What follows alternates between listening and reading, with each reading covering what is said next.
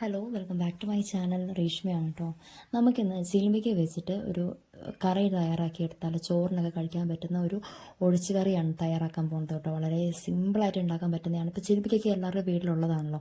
അപ്പോൾ ഞാൻ ഏകദേശം ഒത്തിരി വലുപ്പമുള്ളതുമല്ല, എന്നാൽ തീരെ കുഞ്ഞതും അല്ലാത്ത ഒരു ഇടത്തരത്തിൽപ്പെട്ട ഒരു 10-15 ചിലിമ്പിക്ക പറിച്ചെടുക്കുന്നുണ്ട്. ഒരു ചെറിയ കപ്പാണെങ്കിൽ അതിൻ്റെ അരക്കപ്പോളം വരും കേട്ടോ.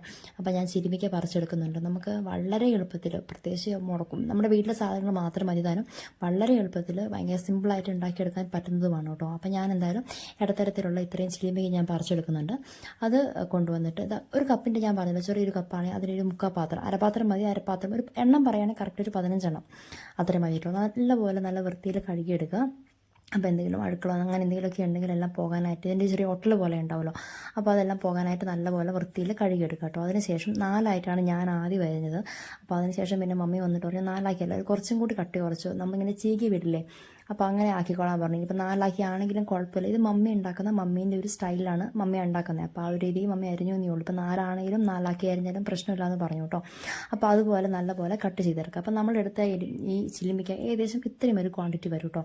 ഒരു സാധാരണ ഒരു വീട്ടിലേക്ക് ഒരു ദിവസത്തേക്കുള്ള കറിയാണ് നമ്മൾ ഉണ്ടാക്കുന്നത്. അപ്പോൾ ഇത് നന്നായിട്ട് കഴുകിയെടുത്ത് ചീകി വൃത്തിയാക്കി എടുത്തിട്ടുണ്ട്. അതിനുശേഷം മൺചട്ടിയിലാണ് മമ്മി ഉണ്ടാക്കുന്നത്. മൺചട്ടിയിലോട്ട് ഇട്ട് കൊടുക്കുക. അതിനുശേഷം ഒരു സവോള മുഴുത്തൊരു സവോള നല്ലതായിട്ട് കൊത്തി അരിഞ്ഞിട്ട് കൊടുക്കുക. പിന്നെ ആവശ്യത്തിന് വെള്ളവും ഒഴിച്ച് കറിവേപ്പില വെച്ച് തീയിൽ ഉപ്പ് ഇട്ടതിന് ശേഷം തീയിൽ നന്നായിട്ട് തിളയ്ക്കാൻ വേണ്ടി വെച്ച് കൊടുക്കുക. ഇനി അതിൻ്റെ അരപ്പാണ് ഒരു ഫുൾ തേങ്ങയാണ് എടുത്തേക്കുന്നത്. അതിനകത്തേക്ക് മുളക് പൊടി, പിന്നെ മഞ്ഞൾ പൊടി, പിന്നെ ജീരകം, വലിയ ജീരകം. ഞാൻ ഇതിൻ്റെ കണക്ക് പറയുന്നില്ല, നിങ്ങളുടെ എരിവിൻ്റെയൊക്കെ ആവശ്യത്തിനനുസരിച്ചിട്ട് എന്തായാലും ഈ ഒരു അളവ് കണ്ടോ, ഇങ്ങനെയാണ് മമ്മി എടുക്കുന്നത്. അപ്പോഴത്തേക്കും നമ്മുടെ ഈ അടുപ്പിൽ വെച്ച ചിരുമ്പിക്ക് ഏകദേശം വെട്ടി തിളച്ച് വരുന്നുണ്ടായിരിക്കും.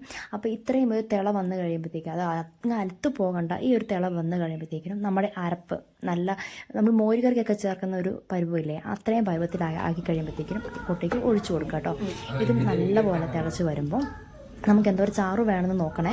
ഇതും നമ്മുടെ ആവശ്യത്തിനുള്ളൊരു ചാറിലെത്തി കഴിയുമ്പം കടുക്കം ചാരിച്ച് എടുത്താൽ മതി. ഇത്രയേ ഉള്ളൂ സംഭവം. വളരെ എളുപ്പത്തിൽ ഭയങ്കര സിമ്പിളായി ഉണ്ടാക്കാൻ പറ്റുന്നതാണ്. പക്ഷേ ടേസ്റ്റ് അപാരമാണ് കേട്ടോ. അപ്പോൾ എന്തായാലും നിങ്ങളുടെ വീട്ടിലുള്ള എല്ലാവർക്കും ഇഷ്ടപ്പെടും. നമ്മുടെ മോരുകറിയുടെയൊക്കെ ഒരു ടേസ്റ്റ്, ആ ഒരു ഇപ്പം മോരൊന്നും ഇല്ലെങ്കിൽ നമുക്ക് വളരെ സിമ്പിളായിട്ട് ഉണ്ടാക്കിയെടുക്കാൻ പറ്റുന്നതാണ്.